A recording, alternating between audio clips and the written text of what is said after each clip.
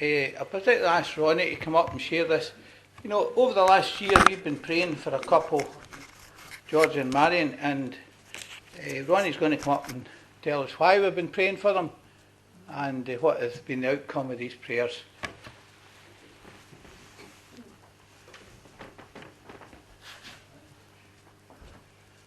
Praise the Lord. Amen. You know, I taught you something a couple of years ago, a Zulu phrase that says, Yesu wapera. It means Jesus is alive. Jesus is alive tonight. Wouldn't you know that? He's alive and he's working his counsel out in amongst us all. This is a letter, as the pastor has said here, regarding Marion and George and the outcome of her liver cancer. They gave her so many weeks to live, but this is the outcome. I'd like to read it briefly to you. It says, Dear friends in Christ, join with us in praising the Lord who has answered your praise for Marion. Marion had her 4-weekly appointment with her oncologist on Tuesday the 28th of May. The results of the CT scan were available and were read to us. At first it was hard to take in and had to ask the oncologist to read it back to me 3 times. The report stated there is no visible signs of cancer, although there is scarring in the liver where the tumour was. The rest of her body is also clear. He went on to say that as far as he can predict, Marion has years ahead of her. We know, of course, that all this is in the Lord's hands. As a day, so shall thy strength be. Deuteronomy 33. The oncologist reminded us that although there is no visible signs of cancer, just safeguarding his own diagnosis, it appears static. The treatment is not curative, but she will continue to receive medication. I think of July 2018, when diagnosed she was given a few weeks to live, and here 11 months later, and the doctors are truly amazed, so much so that the nursing and clerical staff are all gathered round in the public reception area to give her a hugs and wish her well. Thank you all for your many words of encouragement and your prayers and your faithfulness in bringing us before the throne of grace. Continue to remember us. Amen. Amen. Thank you, Lord. Thank you for that, Ronnie. We remember when Ronnie told us that last year, and we've been praying ever since. And we were also praying for Gordon. Where's Gordon? He's away. Did somebody say something to offend him? Oh, he's at the back. Here he's here. Now, Gordon came to us with a request for prayer. Gordon, as you know, his wife Helen is an invalid, and he depends totally on his car. And there was a big question mark as to whether he could continue driving. And anyway, come on up and tell us, Gordon. Some of you have heard it, so you're getting a double portion tonight.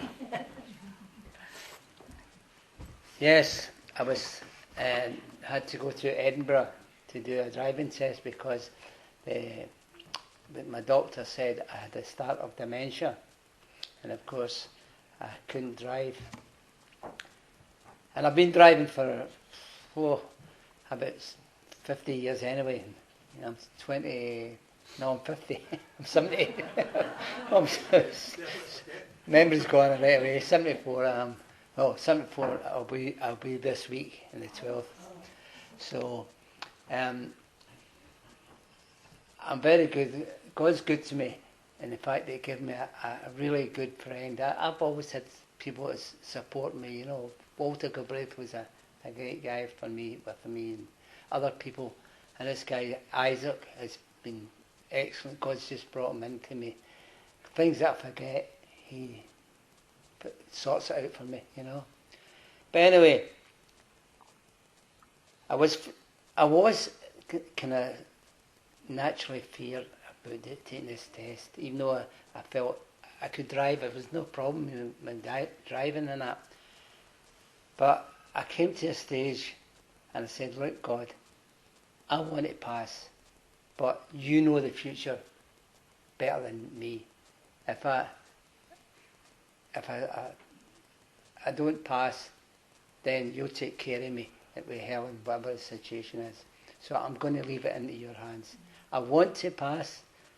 I ask you to, if I can pass, as long as it's in your will, because I know if we step out His will, it may be a case that God says, no, I'm not going to let you pass because down the road you'll crash and you'll kill yourself. I don't know, but I said, well, God, I leave it in your hands. So I went there with, although I was a bit anxious, I went with a calmness in myself and saying, well, if I don't pass, it's not the end of the world. I'll find some way of getting about and that, you know. So anyway, when I went there, well, what happened was I went and decided to get a new set of glasses, right? And I took them with me anyway. I said, I'll just take them with me. And the first test they give you is to see a license number at 20 metres away from your car. So as I was walking out with the instructor, I said to him, I've got a new pair of glasses, but they're in my wee bag. He said, well, just go out and see how you get on with your glasses you've got, as far as the glasses I normally drive with. And it says, read that registration number. And it was at an angle, it was just where that lady at the back, it's an angle. So you're not really looking at it straight on, but I couldn't read it. I said to him, it's a 6 or it's an 8, I don't know. So he says to me, I said, so is that me failed? And he went, no, what we'll do is we'll go in and get your new glasses and see if that makes any difference. If it doesn't make any difference, then you're failed. I said, right, okay, right, God, it's entirely up to you. So I went in and got the new glasses and read it, no problem. So then he says to me, right, we'll do some kind of theory tests. He asked me to draw, it was like a table with the 4 legs on it. And that was the one that I saw a few others, but this one stuck in my mind because I looked at it, it was like a pancake. You know what I mean? I should have drawn the 4 thingies, the square up top and then just drew them in. But anyway, that wasn't a big problem. So he says, right, what we'll do is we'll take you out in Edinburgh, drive in Edinburgh for 2 hours. That's well, that's fine then. So he says, he said to me, before he done that, he said to me, I'll put you on a static machine and check your reactions and all that. You know, when the light turns red, you've got to brake quickly, and the green, you accelerate. So I felt quite good after doing that. But then I went out to Edinburgh, and it was an automatic car which I had to get, and it was busy, but I managed it all right, and I felt quite comfortable with it. And eventually when he came back, he says to me, he says, when I was doing this static thing, right, I happened to say to him, by the way, I'm a Christian. And he said to me, oh, my wife's a Christian. And I went, and are you not a Christian? He says, no. I says, oh, you need to be a Christian. Today you need to make your decision for the Lord, because tomorrow you might not get it. I says, and then you end up in hell and she'll end up in heaven, and you've been split up, you've been married for years, and now you're talking. So he was listening to me, and he didn't tell me to shut up or anything like that, you know. So anyway, I drove around with it, and he was happy, and he says, just come back in. And then he said, well, as far as I'm concerned, you're confident to drive in your car. So he got it. So this week I got a letter from him confirming that, as I meant to bring it with me, but I'll bring it next week, and maybe Pastor Jim will just read it. But it's basically saying, right, you've got a dementia, but you're fit enough to drive.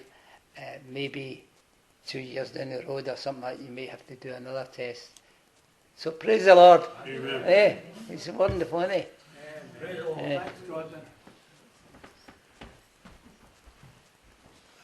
That was so important, particularly for Helen, you know, that she could get out and about, but she's very frail.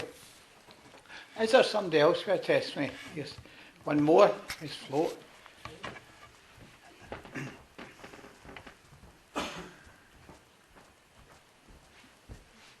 Well, I think you know what I'm going to say to you tonight.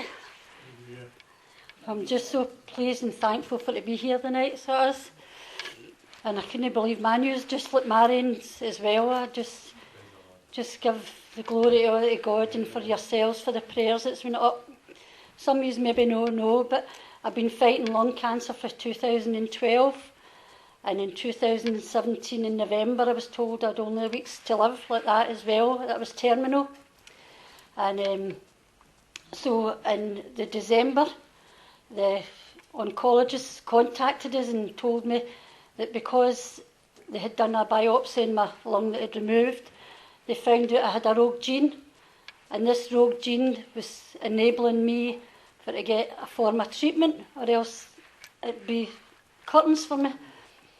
So I started on that treatment, and I'm 19 months on the treatment, and nobody has survived 16 months. And I'm on the first lot of this treatment, and nobody has went past 24 months with the third, and I'm on still the first.